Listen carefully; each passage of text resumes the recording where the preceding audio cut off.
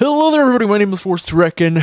My jaw is killing me, and I'm joined today by my best friend. And wait, no, I said that out loud. I wasn't supposed to say that. Hold on.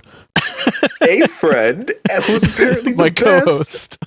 Oh, I'm PowerCore 2000. I'm just the host now. And welcome to the Data Upload podcast. Yay! And we're joined today by a wonderful, wonderful guest, as always. A both dead and the most alive and energetic thing in the universe, NecroKitten. How you doing? That's me. Hi. Hello. Hi. Do you prefer us to call you Necro or Kitten or Nikki throughout the show? Do you have a preference? You can go with Nikki. That's Okay. easier. Okie dokes. Okie dokie. Yeah, it helps to have like 4 names everywhere. I mean, now everybody knows what we're referring to you to. If they can't keep up, that's a them problem. That's true. We expect high things from our data upload audience. They're smart cookies. Yeah. They're literally being uploaded as data, so they better be. Otherwise, they're going to be corrupting the data, and that'd be bad. There are little processors. That's our audience name. I just thought of it. I was gonna call them little bytes, but okay, like bytes of data. But Processors. It's a work in progress. Hey, let us know in the comments or in the stream. What do you want to be called? And Nikki here, as with our last couple guests, is also an author. You've written an SCP. Have you written more than one? I have. It's just one for now, but I'm actually working on a few others, but I can't talk about that yet. That's fine. Ooh. We don't need any sneak peek exclusive information. That wouldn't be cool at all. But you have piqued our interest, nonetheless. Yes. I'll definitely be keeping an eye out for your new stuff. Excellent. Good. I'm excited. Honestly, I've read your SCP because, as with every other guest, riding on the coattails of Discovery SCP. I heard you guys talking. I saw the episode or heard the episode where you wrote the SCP with them. So that was yeah. I like listening to that type of stuff. So, why don't we begin? Nikki, do you have an SCP for us to read today? Well, it's a good question. Uh-oh. Don't worry. I had a mild glitch. Don't worry about it. It's fine. Just, it's all good. So I actually have one that's still my favorite, and I don't know why, because it's honestly terrible. I see no problem with this. Sometimes the worst stuff is what gives us the best comfort. And it's one of those things too where like I can't even explain to people why I like it so much. I think it's just because it's so yeah. It's very There's more gold and shit than there is a cell phone, so I will. I hate the fact that you just said that. Continue, Nikki. It's literally like a thing that people say, isn't it? A thing the God's cast say, folks. I know, but they're people, right? Are they? I don't actually know. Ooh. There it is. We're gonna experience how this is together. I can explain exactly why this is your favorite just from the get-go, and I'm gonna have to explain it for the people at home. The first thing that you see when you get on this page is a picture of like a baby terrier or something puppy, like a little fuzzy puppy. Everybody loves puppies. I already like this story. I don't know that it's actually a terrier. I'm terrible with dogs. Like I don't know my dog breeds, but I have a friend who knows dog breeds pretty well. They'll tell me if I'm wrong when they see this. Speaking of which, I can just DM them right now so they know. You can also put up a picture in post for our lovely visual members, but it's a fluffy black and white boy. You realize I don't have to put the picture up in post for the video when they that's right. You already. I've told myself for the fact that I don't watch our own podcast as it's being streamed. Beautiful. All right. So why don't you go ahead and begin, Nikki? Let's get Oh started. boy. Ooh. Before we forget, buy Pepper's Oh, Ghost. yes. I know Pepper's Ghost. Thank you for the I love content, Pepper's Pepper's Ghost. Ghost. Thank you for this content, which we are about to enjoy. Oh no! I know this one! I read the first line of the description and I hate myself! Oh, no. You're Oh, welcome. I'm already crying. I have It's no good. context. I can't wait Let's for my go. heart to be broken. Article. It's fun. It is fun. Go. It's a good one. Just This is a cookies. good one. You have to read Uh-huh. this one. All right. Okay.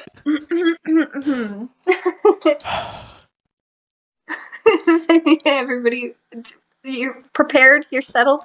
I'm prepared. Power Core's not I'm prepared, buckled in. but Wait, what do you mean I'm not prepared? don't worry about it. Why don't you go ahead and start, Nick? I will. Please It's a fun story about puppies. It's fine. SCP trust you. 1459. Yeah, trust me. Trust me. Object class safe. Special containment procedures. SCP-1459 is to be kept within a standard containment vault in safe wing C of Sector 25. As of 0516, redacted. Only level 1 maintenance technician. I always say Valera. I think assume it's that's right. how it's pronounced. I'd say May so. view and interact with SCP-1459. MT Valera is to be presented with the opportunity to receive a mild amnestic to ameliorate emotional escalation between testing sessions. In the event that MT Valera becomes unavailable to perform further tests, a new individual is to be selected by the presiding on-site counselor. By executive order, testing is to continue indefinitely. And An apparently, executive order is hyperlinked to the Great Hippos proposal, who we had on last time. it all links together, featuring Pepper's Ghost as well. Yeah. It's all All right. it all goes together. All right, Power All a Core. giant bulletin board. Oh, okay. Why don't I you see how it start? is. Get to the end of paragraph 4. I think it's about halfway through, Hmm. and then I'll Sure. read everything after that. Sure thing. Description. SCP-1459. Oh shit, I just changed my entire page formatting. SCP-1459 is a modified claw canine arcade game machine that stands 20... Claw Crane arcade Claw game machine. Crane. I know why canine was in your head, but those are two very different words. These are different words. I'm sorry, Pupper was just distracting.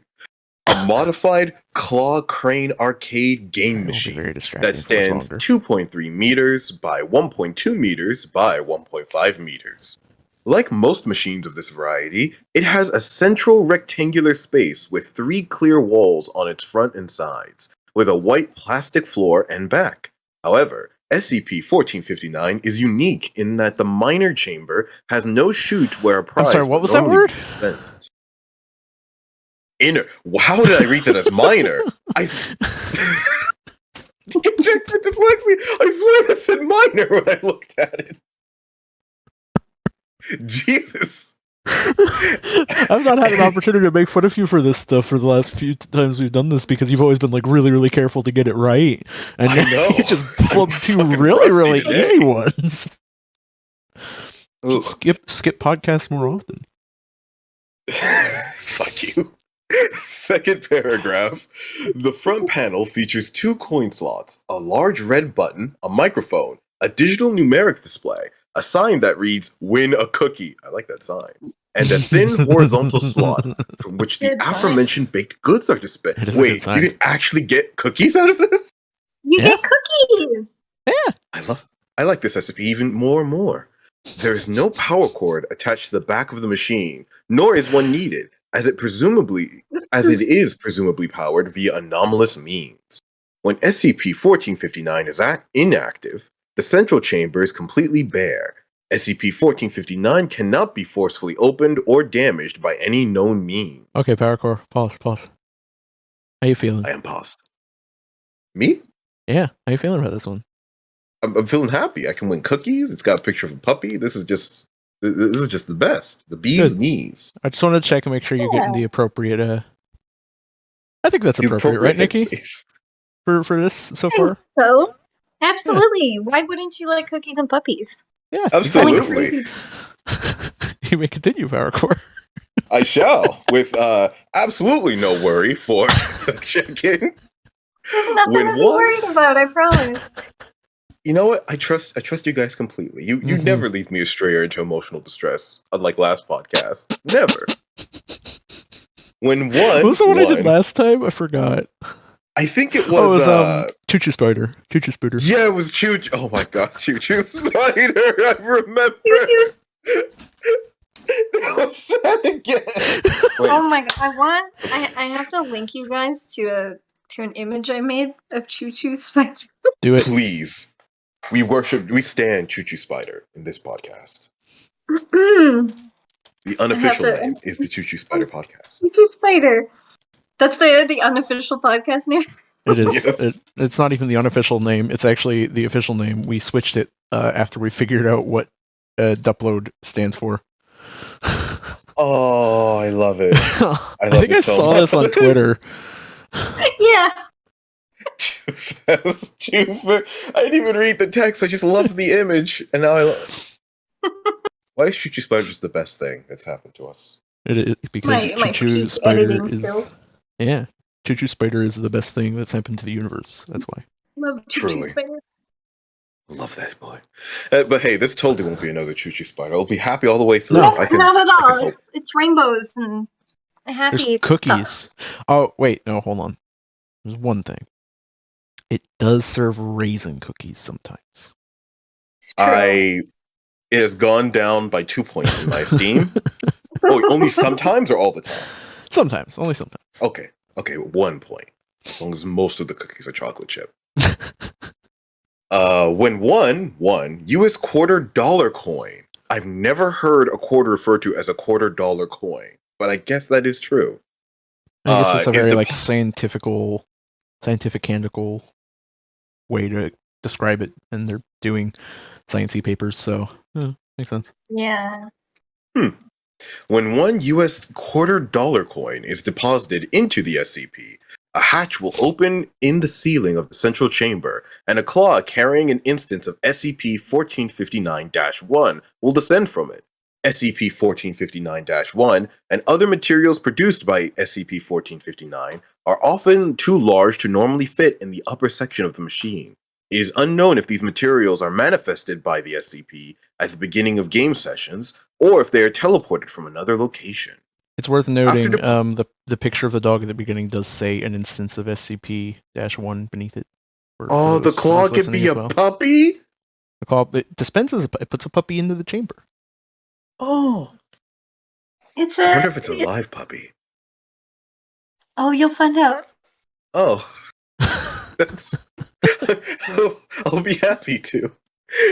After depositing the instance of SCP-1459-1, the digital numeric display will present the number of games that have been played previously, with a footnote 2,592 as of 0709 redacted. Ooh, that's a lot of games. And a voice recording will play, urging the player to press the button and describe a way SCP-1459-1 can be destroyed. This is where I'm going to get sad. After this message has been played, the button on the front of the panel will glow, and the numeric display will initiate a 15-second countdown. The player may press the button and dictate into the microphone any lethal action that can be performed upon SCP-1459-1, with the only restriction being that players cannot choose a method used in a previous game. So now how you feeling? a little bit less happy in rainbows, because now you don't get puppies. You just get to apparently choose a lethal method of action to enact upon them.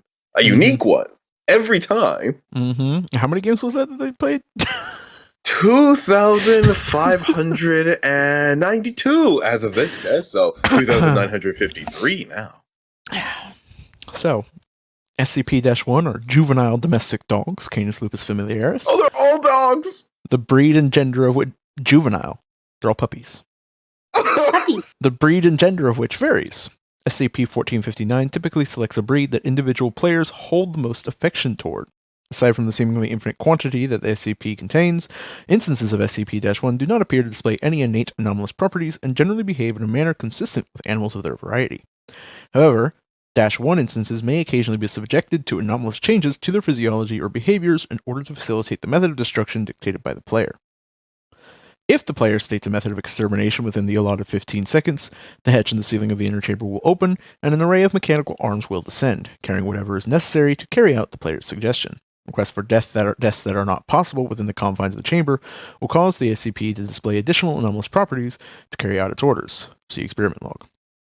Once the instance of SCP-1 is deceased, one cookie will be dispensed to the player via the slot in the front of the machine. Cookie flavors dispensed have included chocolate, vanilla, oatmeal, raisin, strawberry, lemon, white chocolate, and peanut butter.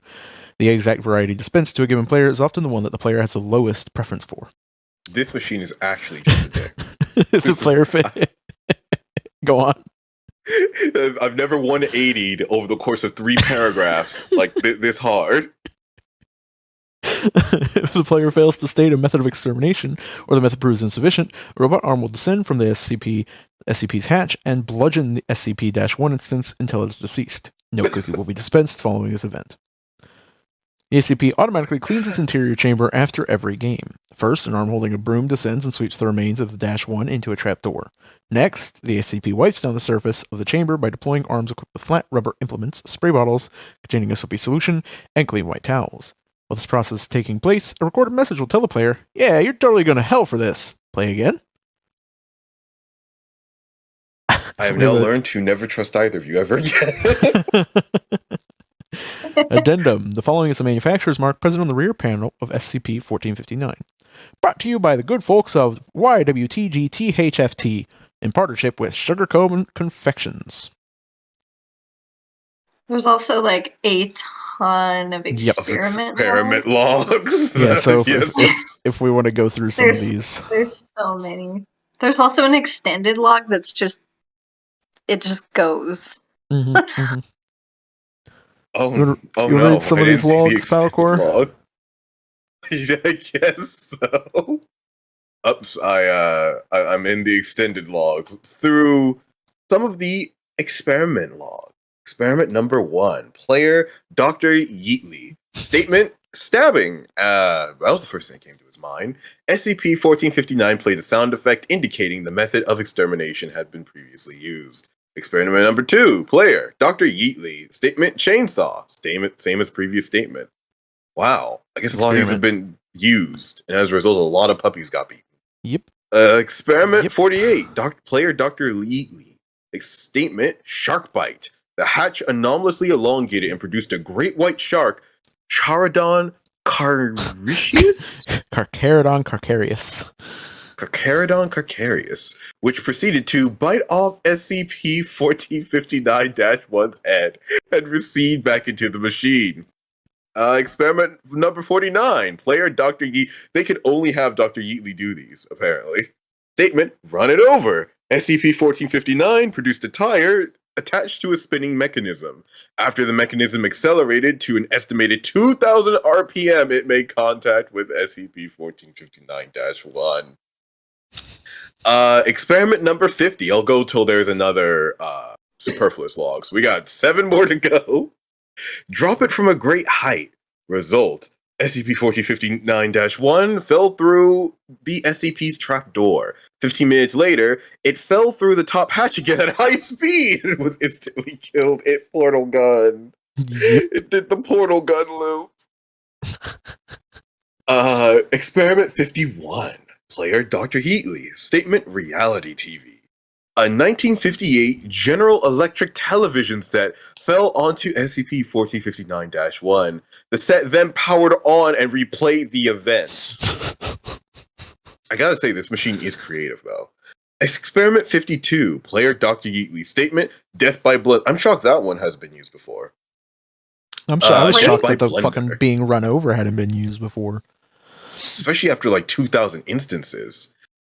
The result, SCP-1459 produced and lowered SCP-1459-1 into a redacted brand blender. I wonder what brand it was. SCP-1459-1 sat unharmed inside the device for 3 minutes, after which a robotic arm pressed puree. The blender was uncovered when this transpired. Oh. Well, it just made more work for itself in that case. Experiment number 53. Player, Dr. Yeatley. Statement, murdered by its lover. Well, this one's just going to be creative. Result, SCP-1459 produced a second instance of -1, which proceeded to claw and bite the first instance until it died of blood loss. The second instance was eliminated via the SCP's default bludgeoning method. Only one cookie was dispensed. No. Experiment 55. Dr. Yeatley yet again. Statement, murder-suicide. Again, he's getting very... Wait a second. These next three are actually very similar. As the first test. Right? 53, a little bit of a spoiler, 53 is murdered by its lover, 55 is murder-suicide, and 56 is crime of passion.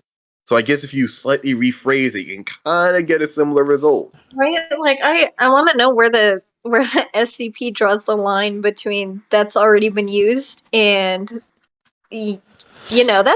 different enough. I guess based on how it can be interpreted, because you'll see when the crime of passion happens, it's something different. That one's messed up. So it can. If you say Red Wedding, will it recreate the Game of Thrones Red Wedding, but with puppies? Just all puppies. Holy shit! How elaborate would it get?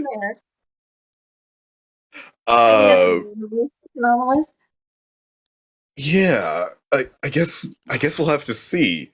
The result of the murder. Oh, what was that? Just ask.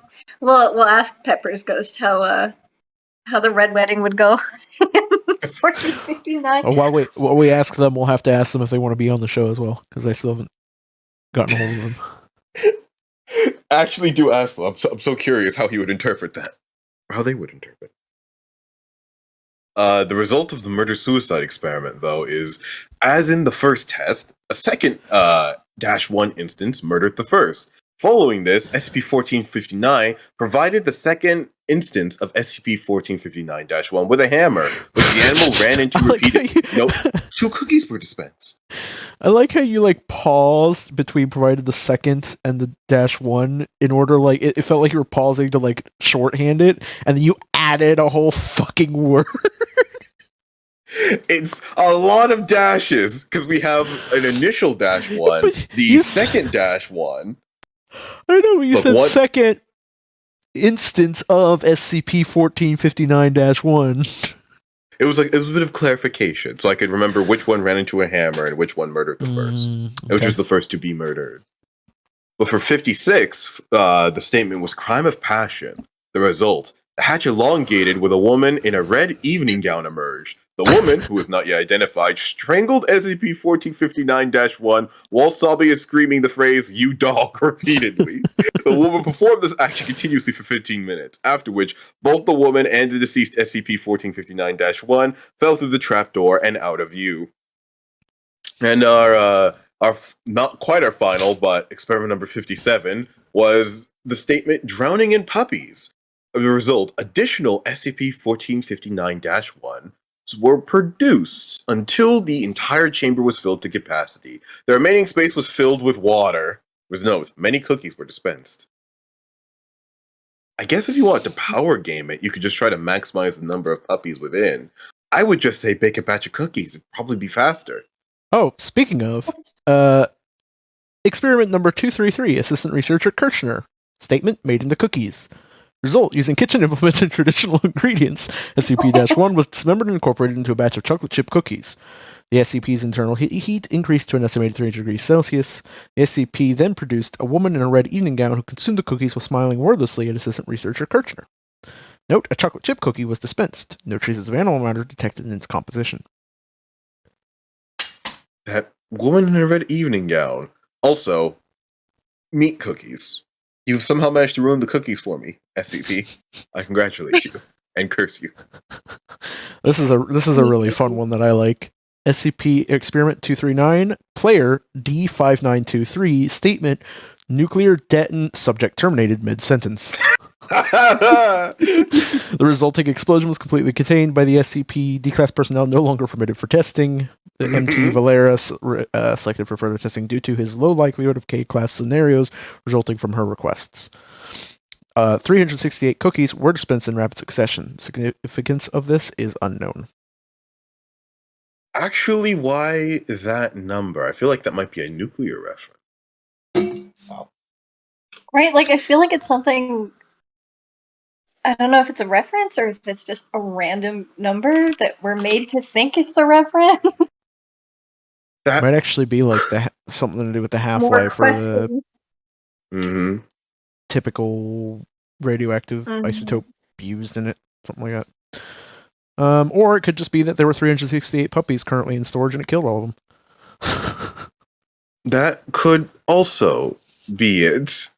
368 is a reference from a book called Atomic Energy Commission, if we really want to stretch relations. I would have read two more. One's fucked up and one's I don't think you're gonna get a non-fucked up one, to be honest. I know, but like fucked up. So, last two from me. Experiment 241, MT Valera by MT Valera. Statement, love. Result, a woman in a red evening gown emerged from the SCP's upper chamber, sat on the SCP-1's face, and began moaning in apparent pleasure. After continuing this activity for another 5 hours, both of the individuals were removed via the SCP's claw. That is fucked up. It's real fucked up. Very fucked up. And then the last one, Experiment 243, Maintenance Technician Valera. Statement, please no kill dog. Result, the SCP-1 was given a pillow, a treat, and a pat on the head by a gloved mechanism. 15 minutes later, it was retrieved by the SCP's claw. Immediately afterward, SCP produced a juvenile domestic feline, Fetus catus, and exterminated it with a single blow to the head with a sledgehammer. A salted cracker was dispensed. You know, I guess that one technically has the best results. I guess an animal was saved as opposed to both of them viciously dying as before. Unless it just died of old age, even though it was a puppy. It was probably like just demanifested, which that's the best outcome any of these puppies can have, to be honest. Oh god, if you click on the extended log, it's a picture of some puppies sleeping, but it says several deceased instances of -1. Oh, that hurts. Yeah. I have to respect the creativity of this one, despite the fact that I am now a worse person for reading it. You're welcome. Thank you. Thank you for this experiment. One of them was Dr. King with the statement zero gravity. SCP-1459-1 was crushed under a enormous pile of apple seeds. Why did I expect anything different to happen? Quoted Dr. King. Out of curiosity, why did they keep performing experiments with it? I'm not sure what they expected to happen. I know we're getting like really stuck on these, but another one, player Dr. Kamishirasawa, statement, data expunged. Note the lack of brackets. She did not say something that would require expunction. She specifically said, as the form of death, data expunged. Result, instead of the usual instances of -1, SCP-1459 instead drops a cardboard that has a dog sketched onto it. Shortly afterwards, a robotic arm holding a sponge with a shape resembling the letter X on its front descended from the SCP's upper hatch, then erases the dog sketch. Only then the usual instance of -1, the instance noticeably has a collar labeled data, is dropped into the chamber, which is then bludgeoned to death by the robotic arm while it's still holding the sponge. The sponge was then squeezed over the dead SCP-1 instance, emitting a black liquid with viscosity similar to water as it was squeezed. Here's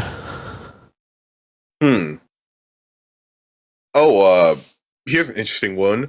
Player Dr. Angsler, FISD, statement. What? Sorry for that one. The cookie dispense was apparently X-shaped. Oh, X cookies, redacted cookies.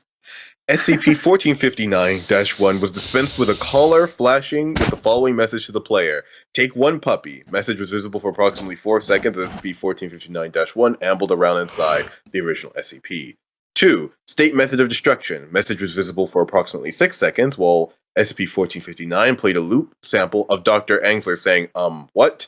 3. Puppy is then destroyed according to specified requirements. Message was visible for approximately 5 seconds before SCP-1459-1 was forcibly liquefied. Collar remained both untouched and functional, and uncovered by liquefied remains. 4. Cookie. Message was visible for approximately 2 seconds before the collar stopped displaying messages. Altogether, a cookie was dispensed as usual. No, Dr. Angsler was not aware of SCP-1459's nature, and in fact was not scheduled to be in Sector 25 at all. Cookie dispensed was a raspberry surprise. There's I like another that one. there's another note on the Dr. Kamishirasawa one, which is that they were a RISA employee who came to the site for unrelated reasons, and later interview reveals she didn't know about SCP-1459-J, and accidentally made use of 1459 to make use of 1459-J data expunged. Oh, I get it. They were there for a -J, but used the normal 1459 instead. They should probably fix some of the designation. Logic. You got logic bombed. There are a lot of these. This one's cute though, with the statement of poker. That's cute. So the -J is literally just like a species of sponge that are shaped like an X.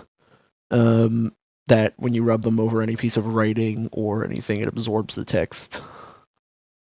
Oh, so it technically destroyed a drawing of a puppy, and that was close enough to data expunged. Kind of funny. All right. Hey, Forrest, you'll like this one. The player was Dr. Edison. The statement, "Are we cool yet?" Result, data expunged, leaving the corpse behind of SCP-1459-1 and suspended in midair, orbiting the singing head of Abraham Lincoln. Next time you say, "Are we cool yet?" this is the image that will appear in my mind.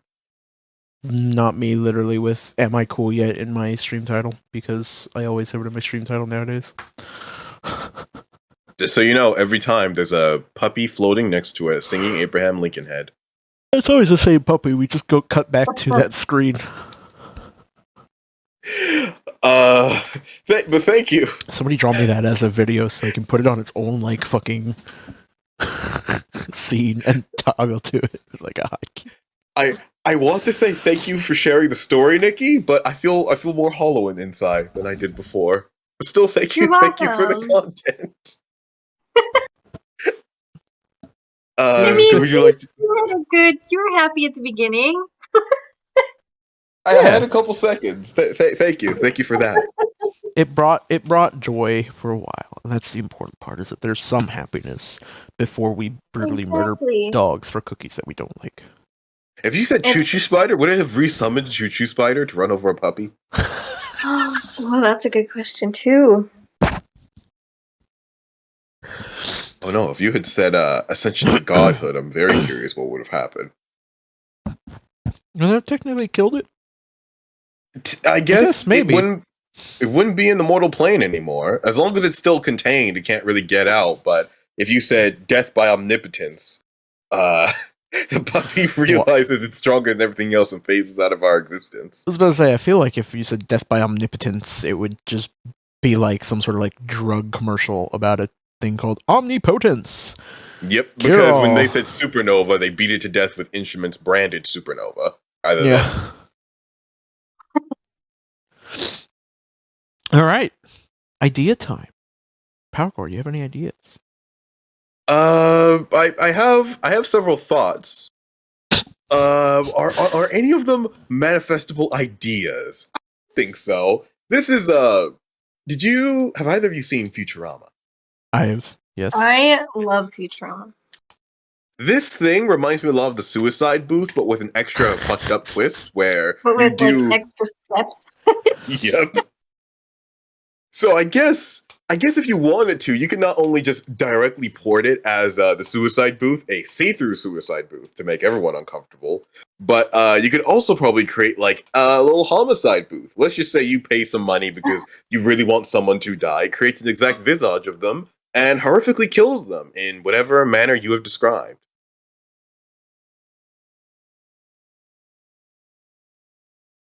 Basically what I was going to do. Oh, rip.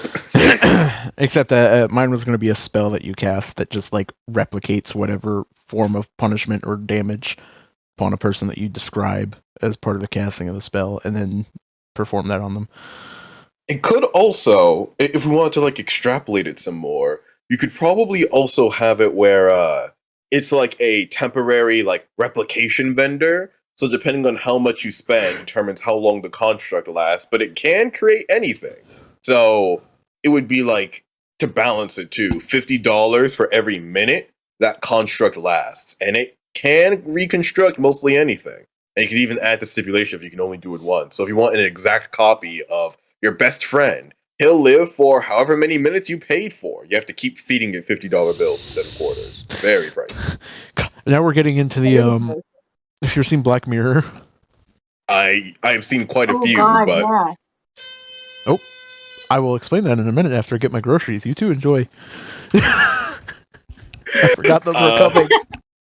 Damn, we're left on a cliffhanger. So, Nikki, boy. do you have any ideas from the story? I wish I had ideas. The Futurama one kind of covered what I was thinking, so. Oh, well, I just cut You're both ahead of you then. I mean, it just works. It does, doesn't it? For I guess some other things I could kind of think of. The ordering a method of death is an interesting concept because of how creative you can get and how dark it can be. Yeah. I guess it just depends on like what the subject would be. A suicide booth, you're the subject. Homicide booth, someone else is. Homicide booth, yeah. Oh my god, yeah, you could do so much with that. Mm-hmm. I guess. Oh, to spice up even more, instead of just creating like a replica of who you want, it could actually go out and assassinate that person the way that you want it to. The whole booth transforms into a little robot and now must execute that method of assassination. I don't know if you played Death Stranding, but they have like these little like automated delivery robots. And I'm just imagining like you order this little assassin robot and it just goes off to go murder whoever you want. I need special delivery, 1 dose of arsenic. 1 dose of murder suicide, please. It'll come back and kill you after. I mean, that way it would be the perfect cross. If you, to amp this up to even wackier levels, let's say you have just an advanced civilization of actually nothing but assassins. All of their technology was exceedingly advanced and like reality breaking, but only through the lens of assassination. So this robot can actually do anything, but it can only do it under the guise of it is assassinating someone. For the low price of $5.99 USD, because that's apparently the currency they used. Universal space dollars? Exactly. Sorry, I mean, yeah, we all know everything is USD. Even aliens still measured in USD. Everybody. Oh my god. I just realized something. What? There's the USA, the country. The USB, the cable. The USB-C, the cable's twin brother, who's a little bit weird, but better in most ways. Then, there's the USD. We've got the alphabet. So what's USE going to be? No, we have that. It's called use. That's USF? The word, USE. Hold on, is there a USF?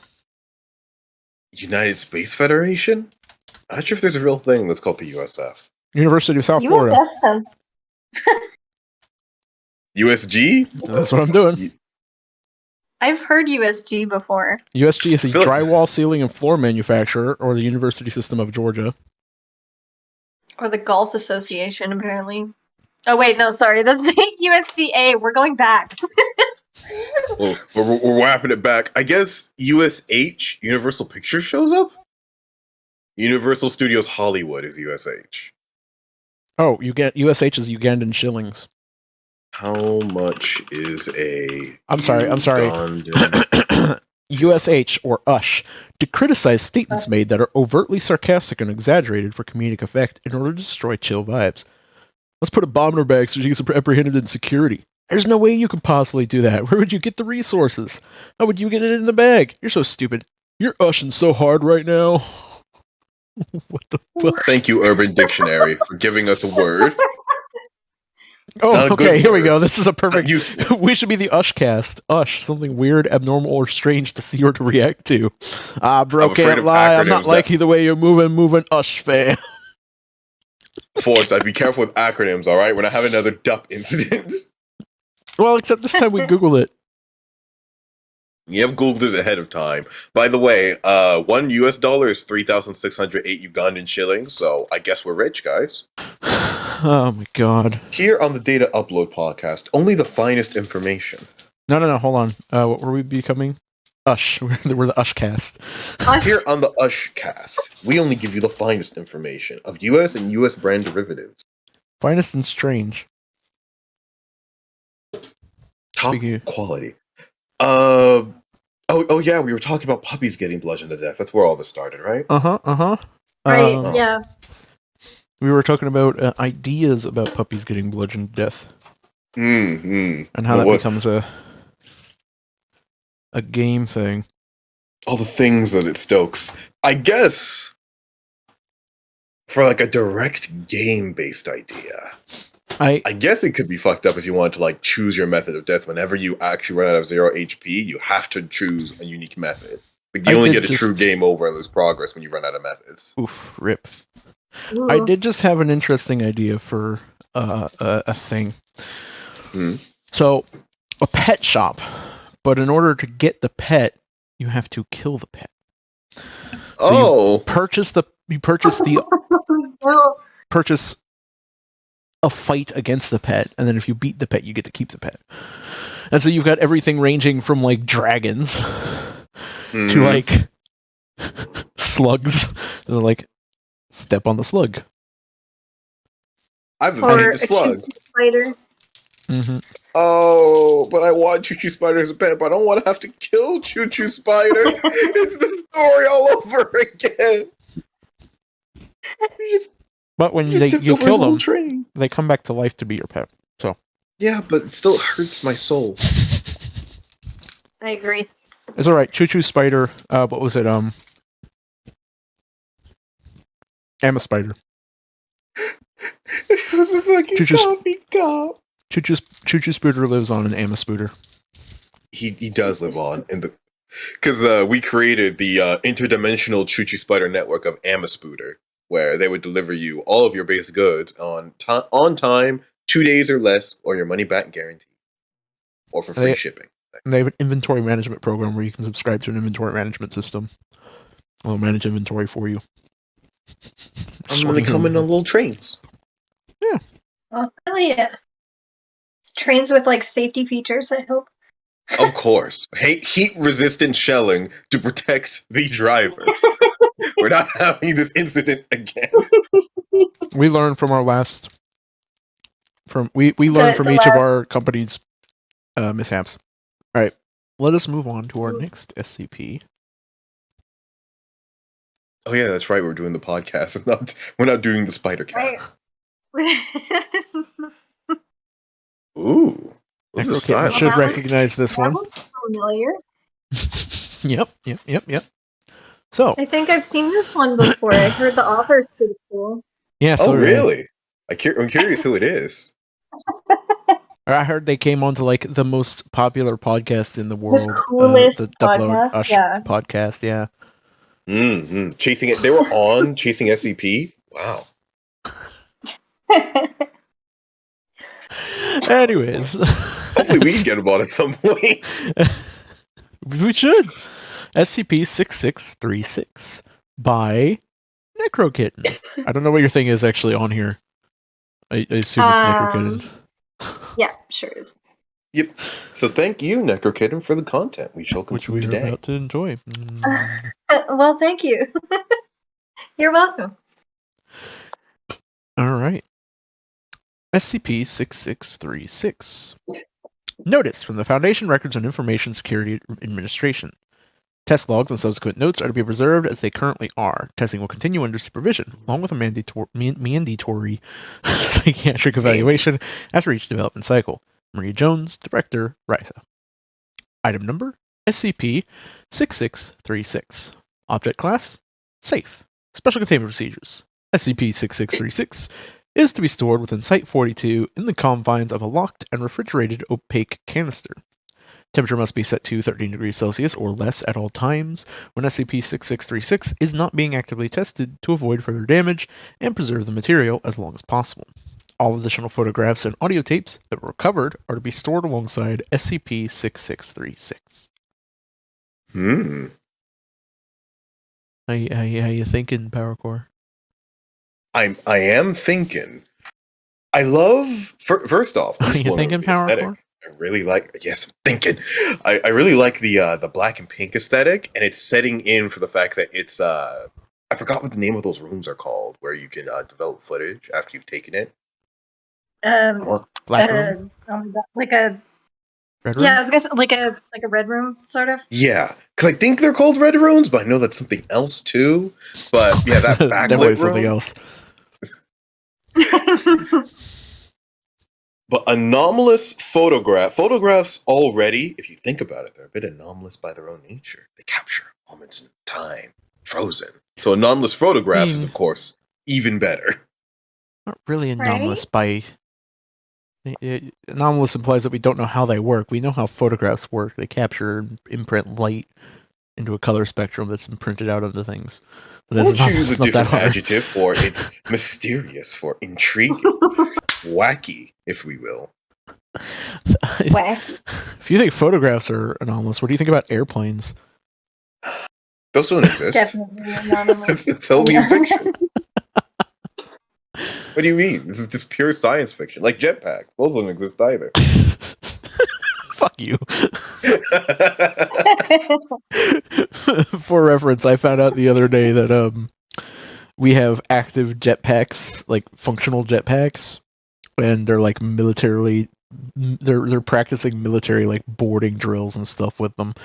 So there's just like a video I saw of United States Marines just with like these jetpacks on, just like high speed boarding a fucking like high speed Space Marines. Yeah, and it's even more intimidating. I was mentioning this at work. It's more intimidating because the way the jetpacks work, they have like arm mounted like stabilizers and maneuvers, and then they have the primary thrusters and stuff. And watching these guys, in order to go forward, they have to put their arms back a little bit, and they have to angle it a certain way to keep stable, so they look like they're air Naruto running just at this fucking... The last thing you see before you die. Intimidating shit. Oh my god, that makes me think of like Metal Gear Solid at the same time. That's so funny. Which one? 3 where he jumps out the plane, or? Yeah. I mean, it just kind of in general, I think. With that I do love some good old-fashioned Metal Gear Solid sci-fi militarism. It is tasty. We're so in the future. Why are you eating solid Metal Gears? As opposed to liquid Metal Gears? Yeah, at least that you can choke down.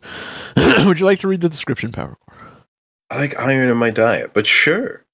SCP-6636 is the designation of a currently unknown entity discovered within a collection of unbranded black and white 35mm film rolls, alongside several additional developed photographs found on scene and at its expected place of origin. The entity appears to only manifest while the film is being developed, and the subjects within the recorded photos themselves become inexplicably altered as the process is carried out.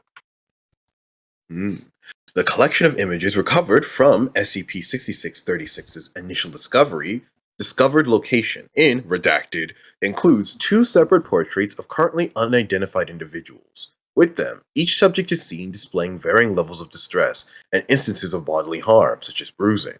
Within the currently unprocessed rolls of film, none were showing in the negative outcomes. None were showing in the negatives before development. As the photographs showing SCP-6636 have been tested, each one appears to be increasingly distorted, along with reported damage to the object as each test progresses over time. Chemical burns, impossibly dark shadows enveloping the film, and water damage caused by seemingly unknown source have been recorded, along with unexplained indentations akin to fingers being pushed through the backsides of the photographs. I like the setup, and I have no idea what's going on. But it is anomalous, I will say that. It's creepy as shit. Things are happening. Spoopy things are happening. Spoopy. Now, this is a question. There are audio logs in here. Do you mind us playing those for absolutely. Recording? Go for it. Okay. Yeah. Well, we will play those when we get to them. Like there's one in our very first test log here. Yes, there is. Test log. You want me to read it, or? Okay. No, I was considering having Nikki read it, but then she coughed, and I'm like, I'll give her a little bit longer. Test log -01. Date January 9th, 2019. Note: as we process the recovered media, the determinate danger of SCP-6636 will become clearer. The designation may be changed as we continue testing. Dr. A. Alina. Time: 8:47 a.m. Eastern Standard Time. Begin log. Film number 1. The original negative is water at a beach with a small imperfection. After development, distortion and addition of color, large holes burnt through. Film number 3. A cliffside, some distortion is present. After development, a large hole and extreme distortion, a double exposed shadow of what appears to be a female face is present. Number 6. Lady of the Lake. Of an unknown female, subject, smiling. After development, extremely warped, the subject is disheveled and appears distressed. She's pointing at someone behind the camera. Film number 7. Second portrait of the same subject.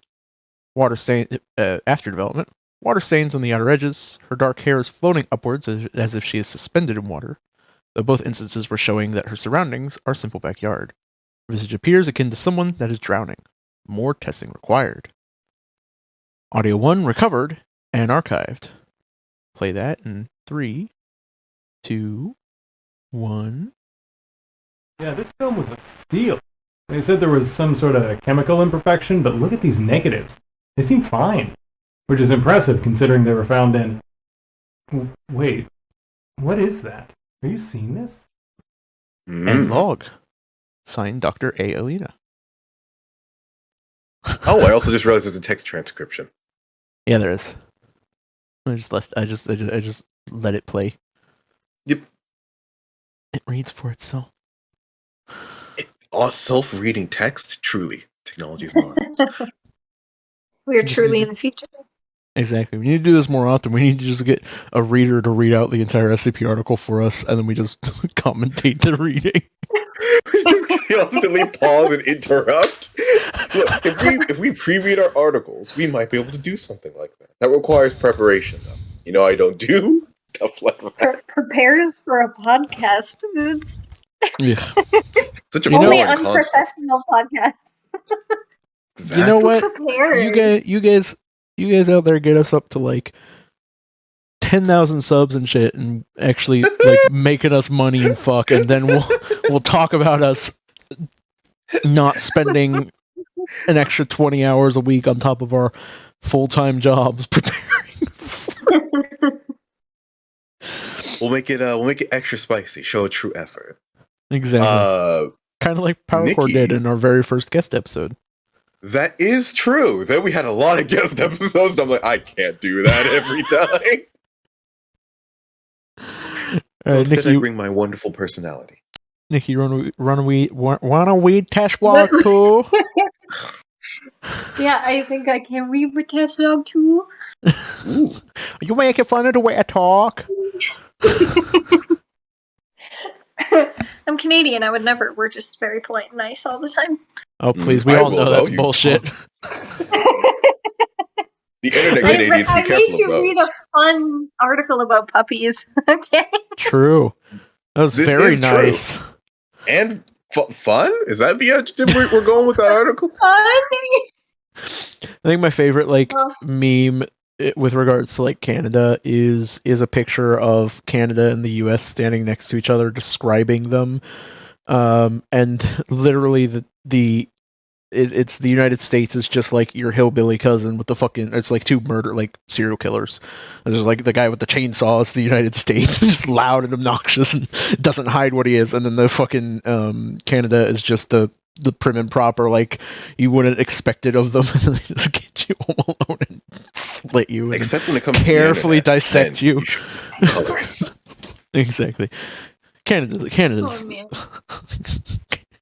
Everyone's we got love their our Canadian problems. audience out there, and we enjoy your Canadian time here, kid. Do something about it. We don't like it. I mean, did you wait? Did you say you're in Michigan? Yes. You're basically Canada, my dude. Thank you.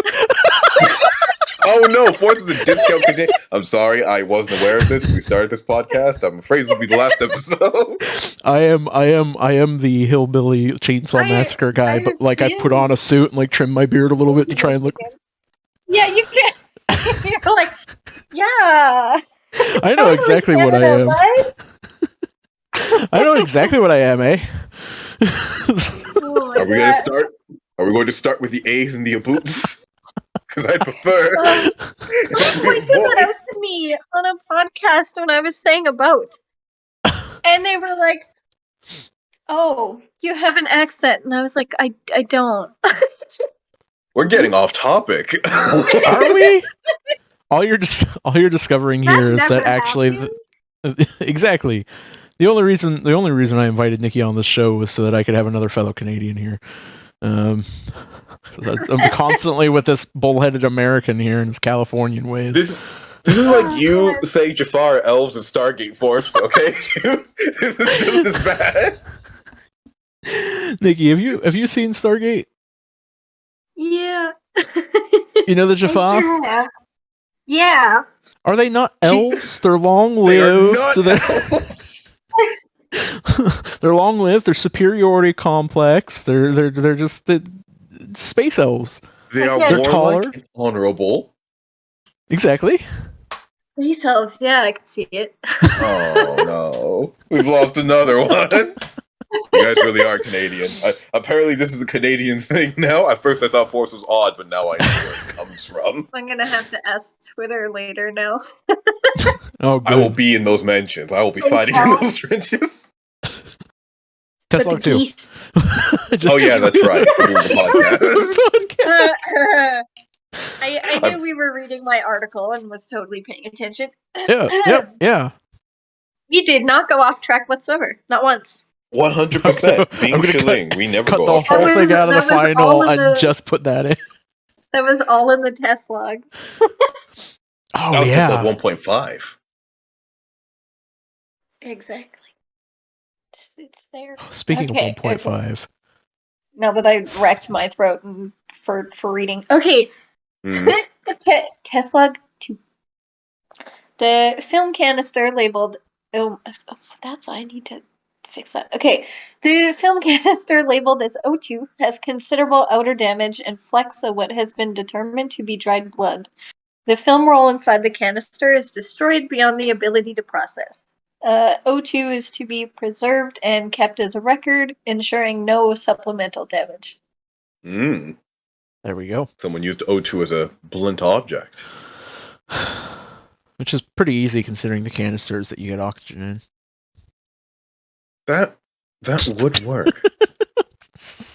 My oxy canisters are really fucking big now that I think about it. I've been on a roll with fucking jokes lately. A camera roll? Sort of, yeah. Some of them have been recorded. In fact, many of them have been. Hang on. Okay, Force, I expect some editing magic in order to make that funnier than it was. That's not fucking happening. I'm actually going to take out that audio. I'm just going to put something else in its place. It's going to be like fucking Nelson laughing. Ha ha. So what you're telling me is I should... Hey, that's just a support for them to come watch the live content and the stream. Figure out what it is raw and uncut without forcing censorship of my jokes. Exactly. I mean, I fixed your pronunciation of time. Did you? I don't believe you. I don't believe you caught everyone. I did it so many times. You actually didn't. After about like halfway through the next SCP article, you didn't say it again, at least not audibly. It would be... I'm so curious to watch that episode now to see if you caught all of them. I'll just give you hats off. The funny thing is the audio where you... So to reference for Nikki and for those people who are watching this who haven't seen that episode, can't remember which episode it is, but there's an episode where me and Power Core read the doctor... One of the doctor's cookbooks. Oh, yeah. It was... And he pronounced time as thyme. Which I still believe. Which, as designated in the dictionary and shit, is a legal pronunciation of it, but it's wrong. Meaning it's correct. He did say it properly once. Unfortunately, in the actual recording, it cut you off halfway through saying the word time. So what I ended up doing was taking where I had Google Translate pronounce the word time as time. I ended up taking a clip of that and then just copy and pasting it over your audio every time you said it. You know what? I'll be impressed if you actually did, because I said it a lot to make it hard on him. If he edited them all out, you know what? I'll allow that version of history to live. True version lives within our hearts. Yeah, where we can say true version of time. Exactly. It'll be revealed in due time. Should I read test log 3? Yeah, you should read test log 3. The date is January 16th, 2019. Note, the time is 9:48 EST. I'm sorry. I was hoping you were going to do it. You did. Fantastic. I'm glad to live up to your expectation. Film number 8. The original negatives were multiple types of flowers. After development, additional distortion actually gave me a physical headache. My head is actually pounding now. That means, Force, you just took psychic damage. That was all. That's what psychic damage is, yep. After development, there were additional distortions and color. Large holes melted through. Film number 9. The original negative was of a female subject with a landscape background. After development, subject is shown in a double exposure. She appears to be crying. Bruises on her neck are noted. Film number 13. Original negative, the woman is smiling at a party. After development, she's screaming. Is anyone else seeing this? Is mildly crossed out, therefore to be disregarded. Film number 16. Original negative is of a man subject smiling, double exposed with foliage. After development, only the male subject is shown. He has a twisted scowl and appears to be trying to swipe something off of his arms. How is it doing this? (parentheses). End log signed Dr. A. Alina. I like the idea that either the development is introducing these factors, or these were all hidden away in the footages, in the negatives themselves, and the development only reveals their true distortion. I'm liking these two running theories in my head. I like your theories, yeah. Author confirmation. I'm on the right path. That's totally what it means. Gosh, if only there was an author who could tell you if you were right. I know. We'll get to the Q&A session at the end. All right. Test log 4. An old leather-bound portfolio labeled 04 was discovered with noticeable fire damage on the edges of its exterior and interior. The exterior is covered with the words, "How are you not seeing it?" scrawled erratically, suggesting a manic state. A film strip labeled 9, found inside, has the previously noted female subject shown to be smiling in a candid shot with birds flying behind her. As the strip continues, it becomes distorted with color. The final image appears to be her having drowned, though she is on land. Film strip labeled 10 shows a man standing in front of a wall with graffiti. Images progress, with the graffiti having changed and the man on the ground. 04 is to be preserved and kept as a record, ensuring no supplemental damage. Test log 05's file folder. The date is February 3rd, 2019. Note, every developed image we've tested has changed dramatically over the last month. Photographs have become burned or nearly clawed through, as if SCP-6636 is attempting escape. Why am I the only one seeing the damages? I hear you. Why do I have to be the one suffering through these godforsaken files? I'm not afraid, of you. Audio log, Dr. A. Elena. Are you seeing this? All right. And I'm ready to play. In 3, 3, 2, 2, 1. 1. Static. You.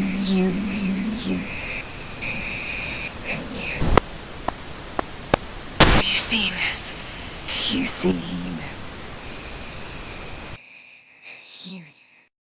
I must say, the voice actress who did Dr. A. Elena did a very good job. Yes. Must be professional. Can't wait to hear them in other works. Film number 22, the original negative is a group of friends. After development, additional colors. Film number 23, original negatives, male subject. After development, struggling. Like I was just left at struggling. Film number 26, original negatives, she's smiling. After development, does SCP-6636 project their fears? Why do I keep seeing my own?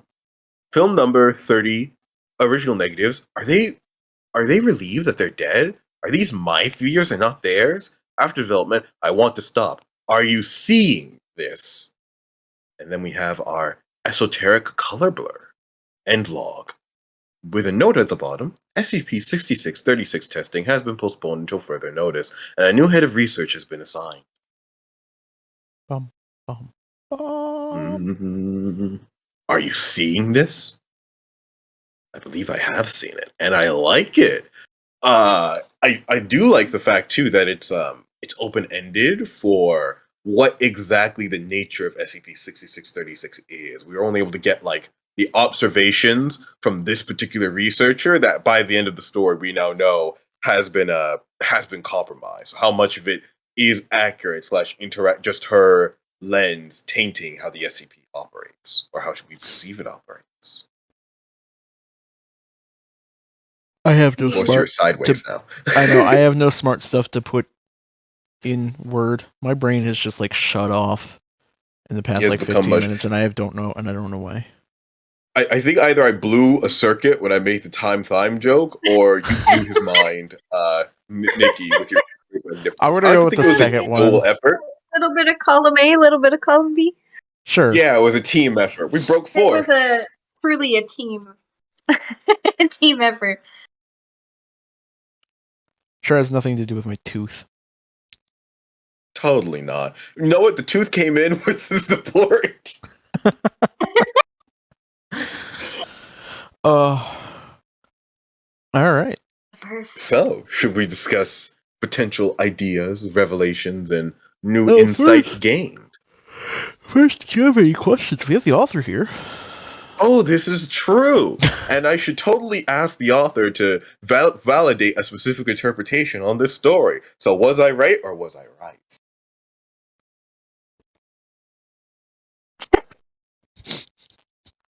Good response. You're welcome. Corrective response. I leave it up to who's ever reading it. I went in with a specific idea, and I'm not telling you what it is. Which is totally fair, because you want it to be I could tell by the structure you want it to be somewhat open-ended. If they can draw their own. The thing too is like for anybody who doesn't know, I wrote this with the Discovering SCP podcast guys. They forcibly made me actually do my first article, which is nice. Otherwise, I don't know when I would have done it. But I basically had a week to do the whole thing, including the coding for the article and the images and the audio and everything. So it was a bit of a crunch. Oh, we know crunch quite well. Yeah, I mean there's some things I think I would have changed or made more obvious, but I am gonna leave it the way it is because that's what got done, and I think it works. I definitely say it works too. It was actually, I'd say, a good balance between between vague and overt details, and that may or may not have been your initial intention, but the takeaway that I got is a good basis of here's events that are happening with a potentially unreliable narrator. By all means, come to your own conclusion. Exactly. Exactly. And the hard part for me is I love I like a lot of detail, so it was kind of hard to dial it back and be like, okay. Me every time I run a D&D game. That's the thing. Number of times I have like player rolls really well on some information, and I just want to give them the answer. It's like, here's the answer to the problem you're having right now. I was like, no, just give them a little bit of information. If they need more, they'll ask for more. Are you okay? What happened? I went to pick up my cup because it was on the edge of my desk, and my hand like closed like a second after it hit the cup. You just punched your poor cup. It just punted onto my fucking other arm, which was beneath it, which I then tried to lift up to like roll it up off the tip of my hand to catch it that way, and just did not roll my hand up to catch it, so I just flung it into the corner of the room. Is this what consecutive nat ones look like? I think that's what consecutive pretty much. Real life natural ones right there. Beautiful. Ideas. Powercore.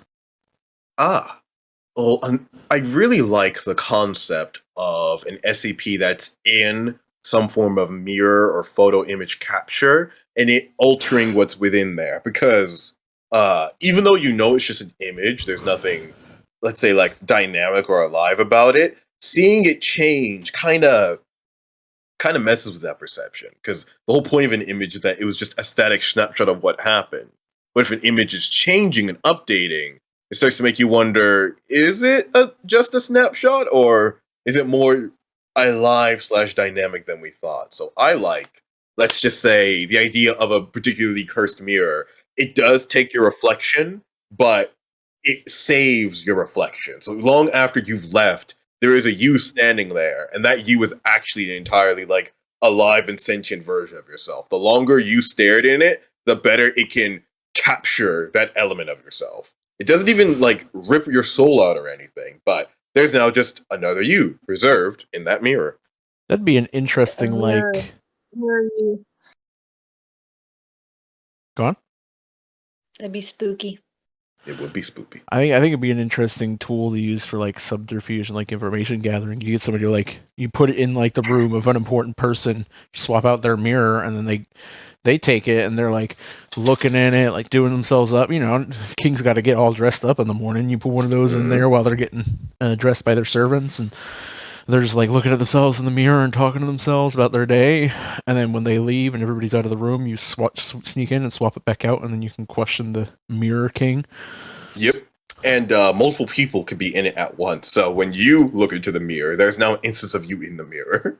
Yeah, but if you I like the idea of I like that idea, but then on top of that, I like the idea of like this is something that a person has created and it specifically captures like one person of so that snapshot. They can so in this case them not being captured, them like a copy of themselves being captured themselves, instead just the king that they put it in there for, so that they can then interrogate the king without like ever actually threatening the king, because it would have all the king's knowledge and information and shit. But he'd be panicked, like, wait, why am I within here? Release me. And you get to try to your roles. You kind of have to try to deceive the reflection, because the reflection's not aware it's a reflection until, you know, it realizes it's not looking at himself anymore. Works for me. I had an idea. I had two of them. One of them from Mr. fucking Time to Thyme here. Time. Time o'clock.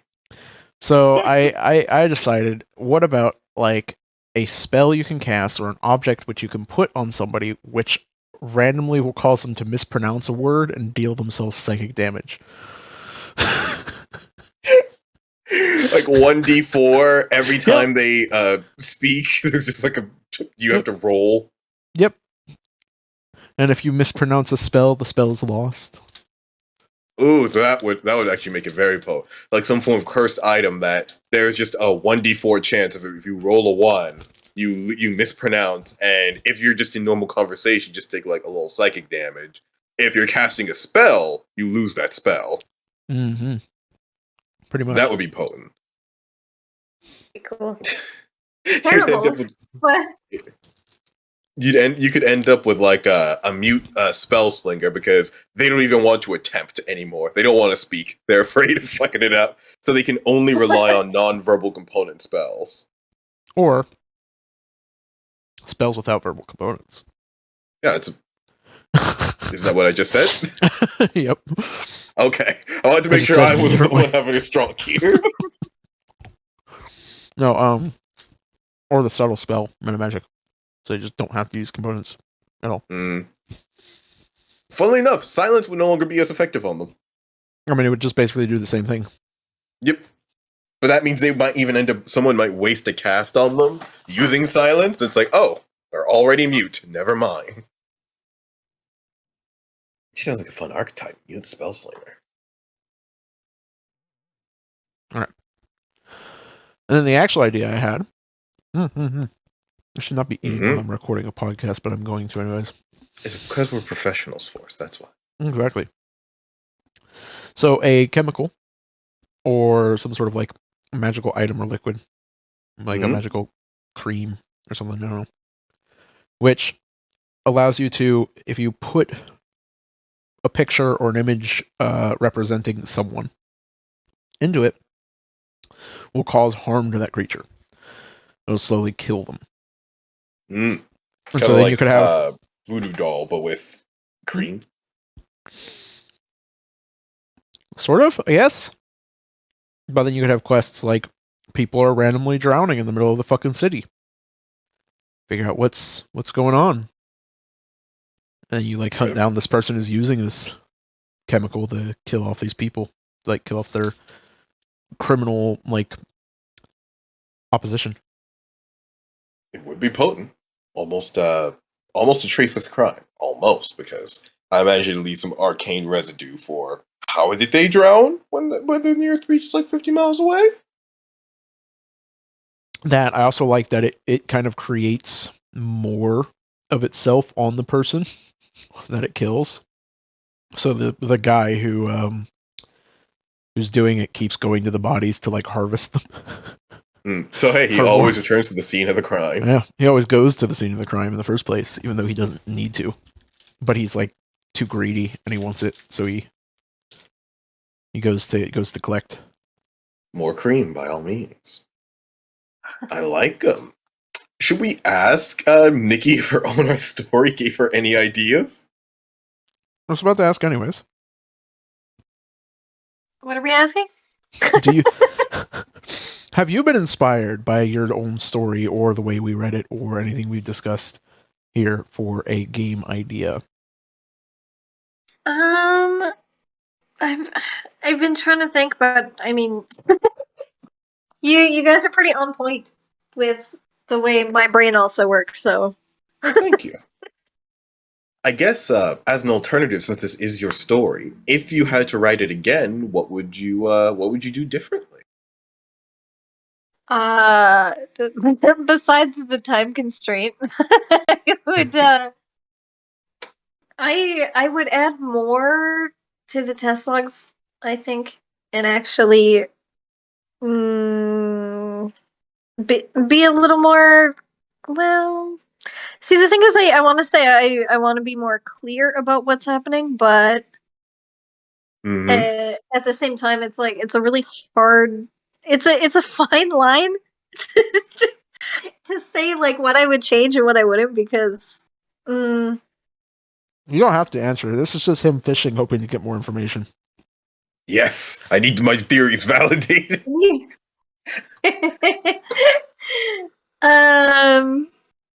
Yeah. Okay. What? Tell me your theories again about my article. My two now I have three. Now that I finished the story, Ooh. And you don't actually have to answer these, but the three that I've gotten so far is either the photos themselves have taken small snapshots of what's happened, and the SCP is there's basically like a small mirror or photo world, and the SCP harms the images in the ways that are depicted.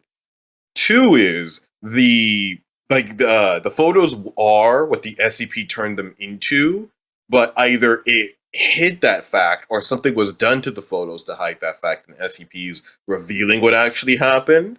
But with the final bit where the researcher was deemed incompetent to do the job anymore, it could just be that the SCP is a development process and warps the photos into being what your worst fears are. So it's dependent on whoever's trying to develop them. The SCP just makes them like whatever you would fear or whatever like back or subconscious horrific thought you might have from looking at them. No. I'll give you my one theory that's different from any of those, which is that the photos are another world, which through the process of developing we incidentally introduce chemical liquid. I mean, you drown photos to develop them, and a lot of drowning was happening. So you're literally, we are causing what's happening in the pictures by trying to develop them, because it's another world that's been captured in time. But putting it at the start causes the entire thing to flip the switch until we pull it back out. Trigger deactivated. Yeah, honestly, really like the story. I will tell you that that last one I had in mind a little bit when I was writing, and then I didn't scrap it completely, so like it's in there. But yeah, the one you said before, where it's basically like projecting whoever is developing it, is that's probably the closest. So basically, if it would have kept going, yeah, she basically would have went crazy, and yeah. Because so she didn't. We never saw. You know, she just was no longer fit to lead the program, or left the program for some reason. We don't know. Maybe she did go crazy. Yeah, and we don't get to know that.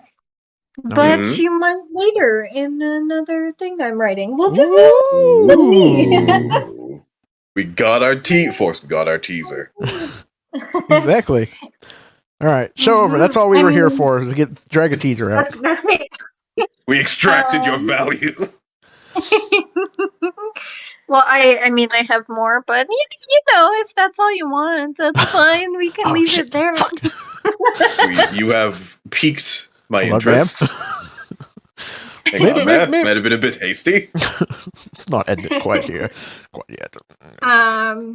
So I don't know if you guys know Agent Jackrabbit. Yeah, we do know Jackie. we had her on. Perfect. Exactly. So me and Jackie are actually making an SCP TV show. Oh yeah, I saw this in Twitter. And that will be in April, but we're working on it now. And it's mostly going to be like basic SCP stuff for you know the whole audience. But we're going to put in a lot of random stuff that kind of fits in with our articles and character things and whatnot. So there's going to be a whole lot. You should put Power Core in there as a reference.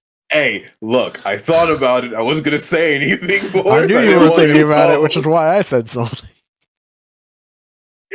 But where's the TV show gonna air? On TikTok, YouTube? It's going to be on the Otherworlds TV. It's like a Roku channel. Oh. And there's upwards of 450,000 unique visitors like every month or so. So it's it's gonna be super fun. And then just because, you know, not everybody has Roku or they don't want to go check it out when it airs, we're going to be re-uploading things to YouTube. So it's going to be on Otherworlds TV on Roku and then YouTube.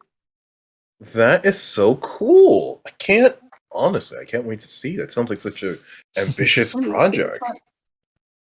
Yeah, and I mean, we're both going of to be you featuring tons of stuff, so and both of you, it's going to be it's good. a project. Oh yeah. All right. We have one more article, Power Core. Oh, I see. You didn't bring an article, right? Of course. I totally didn't scramble to find one in the middle of us reading or anything. Who would do such a thing? Like that? You would do that thing. Possibly. But I totally didn't this time, right? So where is it? There are several I had to choose from, and after like a list belated... of how many's on this shortest SCPs list? Like a dozen. There's like a dozen. I wanted to comb through a little bit, and honestly, I think I found myself being more attracted to like the mini tales as of late. Because the one that honestly entertains me the most was like a one line, it was like a 1-page poem. And likewise, is this a -J? It is a -J. I kind of find it funny, so I think I want this. I think I like this one. This is what I've enjoyed the most. Are you about to link exactly what I think you're about to link? Oh, I literally just opened this one. Look, you can see why I clicked into it. It's a compelling title, right? I was trying to crack the puzzle for it ahead of time, but I couldn't think of it in time. You can't. Oh boy. It's funny because I like. That's so funny. Oh, okay. Now I also cracked the puzzle like literally at the very fucking last just now. But I wanted to introduce us to SCP-8-8 == D-J, also known as the rocket ship. That's okay. Yeah, it's a rocket ship taking off, right? Yeah. Yep. Definitely. What else would it be? Exactly. It's just part of their space age program. Warning. Adult content. Go on. The following article contains content of an adult nature. Do not proceed if you are not over the age of 18 or not willing to see such content. See, okay. If you go back, when you first enter the page, it actually says if you are above the age of 18 plus and wish to read such content, then you may click here to view said content. And there's a little highlighted here button. Oh, okay. Yeah, I just accepted that immediately. We're all above age here. We're all fine, productive adults. I don't know about you, but I am a minor. We don't mean working in the coal mines for. No, that's exactly what I mean. That's how you know I'm not. That's how you know I'm above the age of 18. Well, not necessarily. You know they used to send kids down there. They're little used canaries to. Whenever you run into but canary. I'm currently a minor. So for the canary makes so much more sense. I thought that was cannery. I thought they were sending whole factories down into them. They were sent. On-site soup kitchens. All right, continue. Hey, get out of here! This document contains critical information regarding SCP Rocket Ship -J, an anomaly that can end the frickin' world. And as far as I can see, you don't look like the kind of person that's supposed to see this. Now, scram! That's fucking presumptuous. We could be scientists, researchers. That's it. Okay, that's the end of the article. Oh, well, actually, it's okay, wise guy. You think you could just waltz right past a warning like that, like it's nothing? We'll get a look at this bad boy. You have to scroll all the way down. You have to scroll like almost a full page's worth of content. Yeah. Then you have pyramids, Triforces and pyramids. My son made this mimetic kill agent. I'm so proud. I'd be proud too. He basically just drew the Triforce inside the Triforce inside the Triforce inside the Triforce inside the Triforce. But the middle part of the Triforce is always empty. Dun dun dun. Wait, shoot. Was that the right fractal? Oh hell, if that didn't stop you, and try getting through this. Password protection. Why does Abraham Lincoln not like going to the theater? Question mark. Can you guys guess the answer? Nikki, Force, any ideas? I know what it is, but I don't want to ruin it for the audience. How about you, Force? I have no idea. I'm too tired. The true answer is Beep. Sorry, what was that? Don't worry. This is something for the audience to figure out late. Actually, obviously, I'll repeat it again. No, the answer, seriously, what was that? Seriously, what was that? So that I could put it in and then bleep it out in the actual recording. The answer is beep, beep. Oh, okay. It is actually. I was scrambling trying to figure it out while you guys were reading, and I'm like, what would it be? I just type in a letter. Oh. Wait, do you even need to? So Hold on. Are you trying to see if you need to You don't even need to write the password in it. You just click submit. You just submit it. Oh, you can just hit submit. I struggled with that for so fucking long. It was like 30 minutes.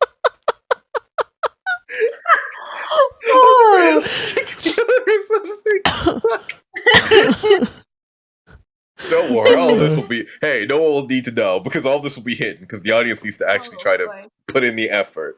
Oh no, I'm telling them that.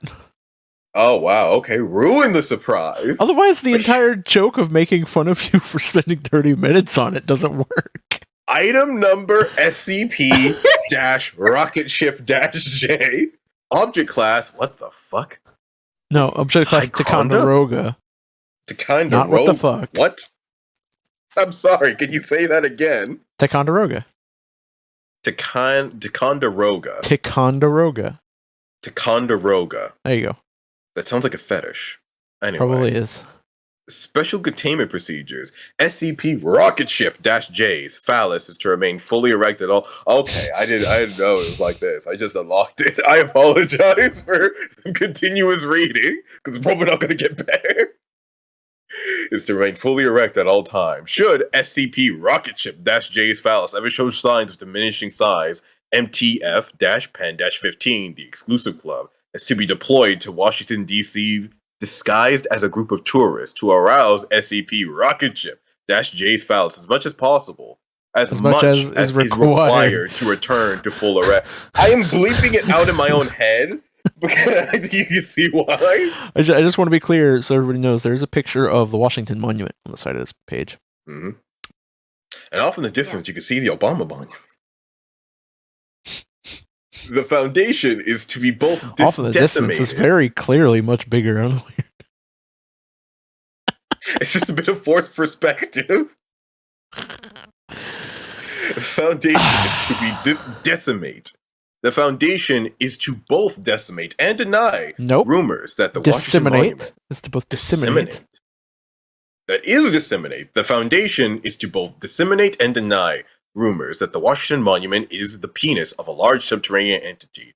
Foundation personnel are not to engage in similar theories regarding the SCP-Rocketship-J and are instead encouraged to increase dissemination of further WMPTs or Washington Monument penis theory. Should SCP-Rocketship-J's phallus ever become flaccid, Foundation personnel are encouraged to spend what remaining time they have left with their families and loved ones before the XK-class end of the world scenario occurs. All right. My Nikki, God, you want to read the description? Are you still with us, Nikki? I'm redacting this whole article from my brain as we speak. Every time I see it, it's so funny. But it's so... That is a fair reaction to have. Sometimes we all need a bit of a mimetic hazard. I even I uploaded it and everything, but I just I can't. I just. Would you like me to read? I'm just broken. I'm just broken every time I see this article. Don't worry, it's fine. We broke force earlier. It's only fair and natural. It's true. I'm sorry. Wes, do you want to take up the description then? I'm fucking filthy. So You literally snorted. Nothing good comes after a snort.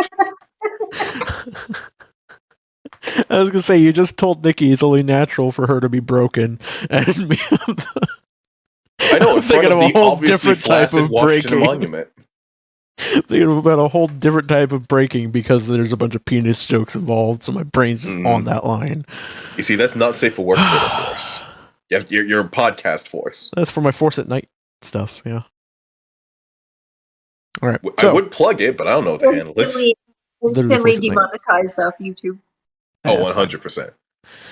SCP Penis is a large sentient subterranean entity standing approximately 6 kilometers tall and weighing approximately 47 million kilograms. Hefty. The SCP's physical structure is aesthetically and texturally identical to marble and granite, though it is capable of softening and hardening in response to physical stimulation.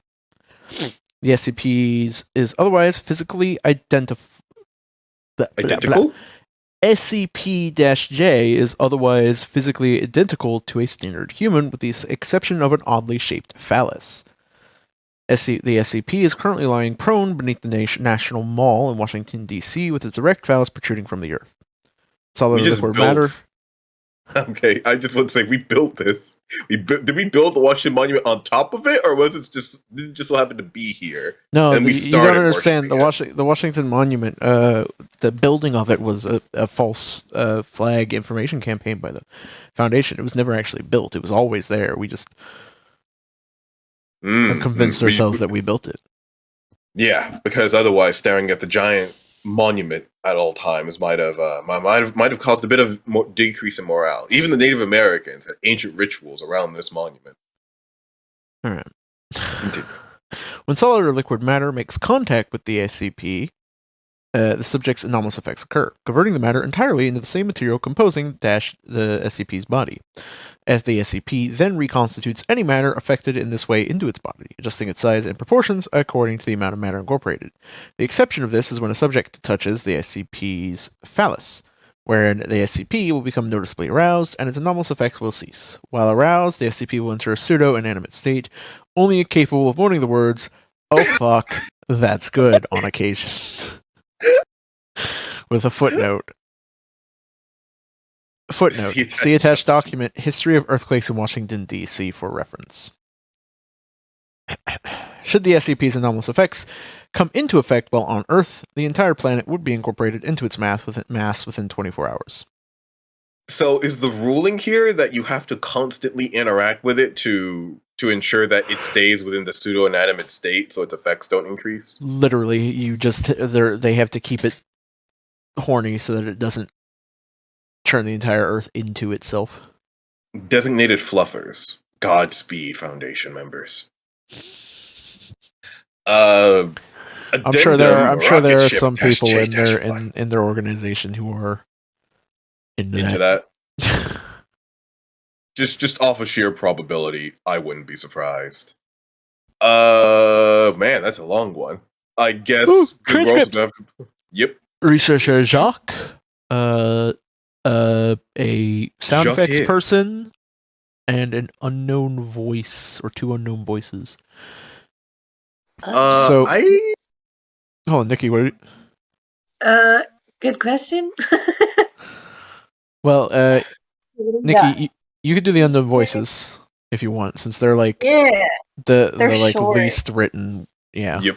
And then PowerCore, do you want to be the researcher or the sound effects? I'll be the researcher. I'll get a feel for the voice I want to use as I keep going. Okay. Transcription begins. Researcher Jacques, recording this? It's on? Does that light mean it's on? Pause. Good. Let's get started, shall we? Researcher Jacques taps on his laptop and opens up a presentation which displays on a large monitor next to him. He then steps away from the laptop and pulls out a small remote before turning to face the audience. Welcome! I know I recognize a few faces from previous work, but I figure I should introduce myself anyway. My name is Richard Jockeys, and what I'm about to tell you is very, very important. For one reason or another, the Department of Other trusts you all implicitly, and you've been tasked with handling one of our most dangerous and potentially apocalyptic objects in containment. Researcher Jacques clicks a button on the remote, bringing up an above-ground image of the National Mall. Buried underneath Washington, D.C.'s National Mall is a massive stone creature capable of assimilating solid matter into its body. And if it were to breach containment, the world would come to an end in a matter of hours. Researcher Jacques clicks the remote and changes the image to include an overlay of a humanoid figure over the previous image. Normally, with an anomaly like this in a place so public, containing it effectively would be near impossible. However, we found a way to both quell a veil breach and contain its anomalous effects. Researcher Jacques smiles and pauses for dramatic effect. We keep it horny. A snort is heard from the audience. Yes, it's true. For whatever reason, this thing's anomalous effects stop working whenever it's aroused. So your job is to keep it as horny as possible so it doesn't come out of whatever kind of state it's in and, end the world. And for those of you who have a gigantism kink, for those of you who have a gigantism kink, that's not. I can't say the word. I'm struggling to say the word. For those of you that have a giantism kink. And for those of you that have a giantism kink, and we know you're here, yes, you can touch it yourself. Nervous laughter from the audience. Which was your previous laughter? Anyway. That wasn't nervous laughter, that was me just embarrassed by you. It fit as the sound effect. Researcher Jacques clicks the remote twice before displaying an image of the Washington Monument. As you can see, judging by the shape of SCP Rocket Ship-J's penis, you've all figured out how we're able to contain the veil breach as well. The Foundation and Menicized Witnesses, a cover story was put in place, and we made it a national monument. I fucking knew it. Of course, we had to fudge a few parts in the history books to make sure people wouldn't even think to theorize that this thing is a giant penis. For example, the reason it was built wasn't exactly to memorialize a dead person. Researcher Jacques clicks his remote again, displaying the words, "Thank you for your time." The Washington Monument, as you can see here, is a part of the cover story the Foundation came up with in order to do everything we could to hide SCP-Rocket Ship-J's true nature. Even though it was built in the 1920s, all history books record it as being a pre-Civil War project, to make it look like we didn't build a penis to hide the fact that a real penis popped up in the National Mall. Wait, hold on. You just said that the Washington Monument was a penis? Are there two Washington Monuments? Where did I say that? When you showed us a picture of the Washington Monument and told us it was SCP-Rocket Ships-J's penis? Researcher Jacques turns up his eyebrow, then turns around to the display screen. He laughs. Oh, whoops. Sorry, skipped the image, I guess. Researcher Jacques clicks on his remote twice. Yeah, sorry. The real penis is the Lincoln Memorial. Imagine our surprise when the cover story pretty much made it itself. Researcher Jacques claps his hands together. Anyway, let's get going for a couple of field tests to get you all acquainted. Some of the finer details can really only be explained when you see the real thing. Silence. Wait, so we're jacking Lincoln off? Oh, no, not really. The giant monster's penis just looks like Lincoln, but I get the confusion. Any more questions? Several hands shoot up in transcription. There's a picture of the Lincoln Monument censored for nudity. Footnote C attached document, which is just a repeat of the footnote previously. I love this story. I don't like that there's a tag for sexual and it has a lot of SCPs. What? Where's that Some of them are not -J. Oh no. Oh wait, we did. Who made this? We forgot to read who made it. Oh fuck. Hello. Who? My favorite is the discussion section is just it's so good. As Nikki just said, it was Othello the cat. Thank you for the content, Othello the cat. Oh yeah, the discussion page. It's so funny. Like my favorite is, what in the goddamn fuck did I just read? Plus one. Plus one. An overly complicated dick joke is the reply. Good old Othello. Why would you do this? Plus one. Dear God, what the fuck have you brought upon this wretched earth? No pluses. Idea started by this gigantism kink. By gigantism kink? Oh, I've got one. By all means. Sex club of Cyclopses. Cyclops sex club? Yep. And other giant creatures. And basically any humanoid creature that's larger. There's just a giant sex club for it. It's called Sexclopian instead of Cyclopean. That sounds a little bit too close to clopping, though. Yeah. Now that I think about it. It's a bit too close. Look, occasionally the centaurs get a bit confused and come to Sexclopian when they should have gone to Sexy Stables. That's their place. I was going to say Colossal. The Raunchy Ranch is for the centaurs. The Raunchy Ranch? God damn it. The worst is, like, the whole time all I can think of is the big Amazonian ladies from Futurama. Death by Snoo! Death by Snoo! That's it. That was my idea. That's all I have. That's my thought. I appreciate this thought. It has reminded me of Death by Snoo. There would be a whole fucking subsection of the Colossal sex club dedicated to Amazonians. That way they have their corner. In this case, it's death if not Snoo. Okay. Let's see. What else do I got? What else do I got off the top of my brain? Hold on, just making stuff up on the spot. A literal rocket ship. You need to ensure that it grows properly. Actually, regular massages.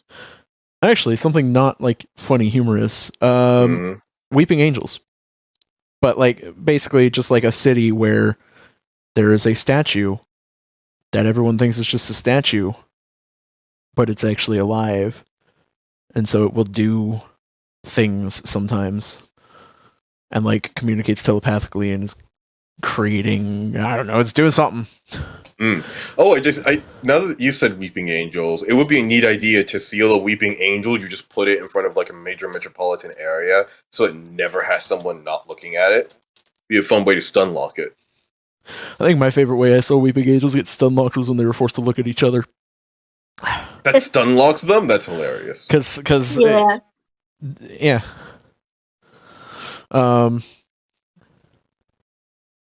I think my least favorite thing I've ever seen of the Weeping Angels was when there was a fucking giant one in the middle of New York. Oh, God. They see that it and it's just... episode I just forgot about.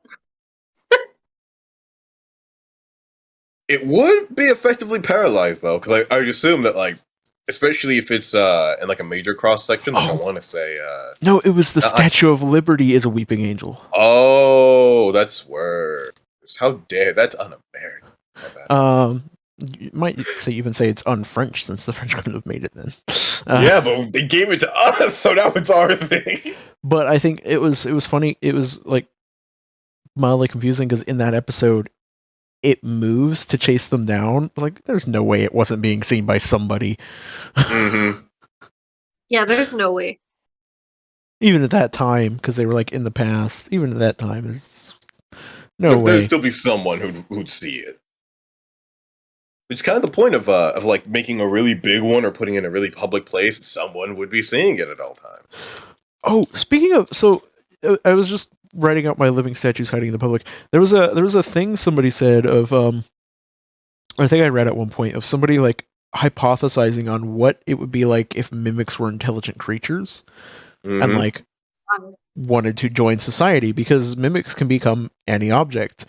So you'd have things from like mimics that serve as like park benches because they're nice and comfy and squishy instead of like hard, but also still serve as like a proper seat. I am thinking the park bench like gets up, all right, my shift's over, and flips you off and just leaves. So now I just kind of want a city where the whole city is actually just a bunch of mimics, but they're like good mimics. If you put enough mimics in a close enough together, don't they form mimic cities? Sort of. The mimics grow in size by consuming things, and they'll often consume each other, and in that process grow bigger and bigger until you get like full-on mimic houses and mimic cities. Like a mimic city would be an ancient mimic that has been like consuming things for... That's terrifying. Yeah. Mm-hmm. But I mean, obviously that's just one like conceptualization of how it would happen. Another conceptualization would be, like you said, mimics have some sort of like hive mentality, and so as more of them gather together, they form functional cities together. But yeah, I like the idea of a city of mimics who aren't like hive-minded. They're just intelligent, good mimics, and so like all the public transport is actually just mimics that are like. The train took the day off today, guys. None of us are getting to work. He wasn't feeling too well. There's no train today. The normal mimic who runs this route is not feeling well, and our backup is called off. So unfortunately, this train is non-operational. If any mimics would like to volunteer for train work, please submit the official forums. So we got from Lincoln Memorial as a penis to City of Good Mimic people. Mimics? Yeah, supporting society. And they get paid and they live. They're actually an essential backbone. Your infrastructure only grows based on the amount of mimics you have. So this, if you wanted to really meme it up, the wizards actively feed and spawn mimics, but it is a city run on blood. They need a certain number of mimics seconds. are artificial creatures. Mimics aren't natural creatures. By original lore, mimics were created by wizards and arcanists as like traps for people who try and like sneak into their space and steal their stuff, because wizards in past lore are all paranoid sociopaths who are terrified that people are going to try and steal their secrets of their like magic and stuff like that. So they would have mimics to guard their more precious secrets, and if people tried to take it, they would get eaten by the mimic. But eventually it just became a thing that exists. Yeah, you would have dedicated mimic wranglers. Look, we need a new train. We have to domesticate the mimic over time. So we need one about X size. If he's not big enough, we'll just have to feed more kobolds/goblins to it. Just feed the old mimic to him. This mimic's getting old. All right, feed it to the next one. No way! Oh no, the glue factory, but for mimics. He's going to the mimic farm. All right. The mimic farm. That's any other article right there. Oh god. Oh god, it actually is. Everything on the farm is a mimic. You just get sent out to pasture is the code for D-class that they don't need anymore. It's a retirement home for D-class who've gotten old and somehow made it to old age retirement. They don't want to actually retire them, so they put them in a retirement home of mimics that just eat them. They reconstitute. Oh no, they reconstitute and can reclone them, because obviously the D-class was pretty good if he didn't die. So they use them as like a or C-class. Is C-class actually a thing? I think C-class are like maintenance and stuff like that, if I remember correctly. Okay. Like, basically a slightly elevated D-class. These are the reconstituted, recloned D-class that managed to actually survive once. So we killed and cloned them several times. The mimics ingest the people, and their genetic code is mixed in with them, and so the mimics are then taken out and like put into secluded cells so they don't eat anyone else, so they can just harvest the DNA out from them whenever they need to reclone them.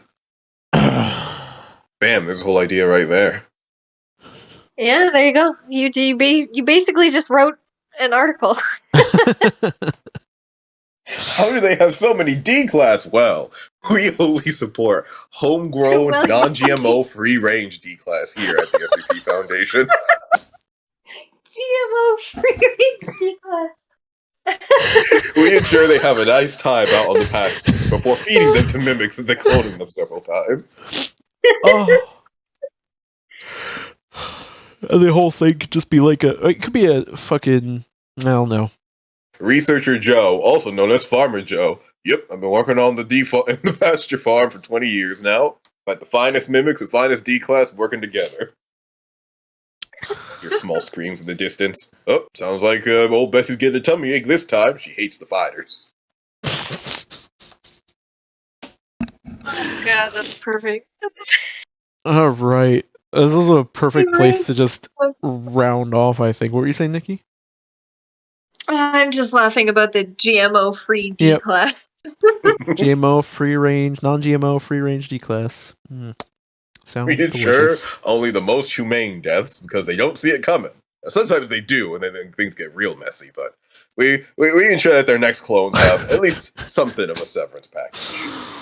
Oh, okay. Before this continues to become a just constant joke, we're going to go ahead and call it there for today. I'm starting to yawn constantly.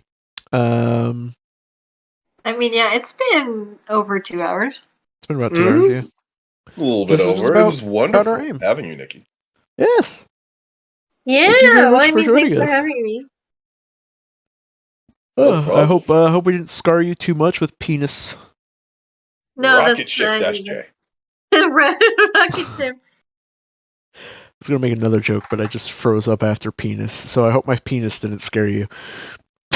There was the joke. He was waiting for it. He needed to get it. It wasn't the joke. I just realized the joke and then said it, and then felt bad for saying it at all. Immediate guilt, just like what normally happens. Look, it was tiny. You tried to slip it in, and then you regretted the attempt afterward. We all get it for it. Anyways, for you. Anyways, terrible fucking jokes aside, thank you for joining us. Yes, we love you. Thank you. Nice seeing you. Love your article. Welcome. Love your article as well. You're welcome back anytime if you want to even associate with us. I wouldn't blame you. Assuming we don't have other guests. Thank you. We are going to go ahead and call it here for today. Thank you guys very much for listening, for watching YouTube, SoundCloud, Spotify, all the platforms. Actually, no, there's the only 3 platforms wrong because I'm too lazy to get anything. Future-proof, Force. Future-proof.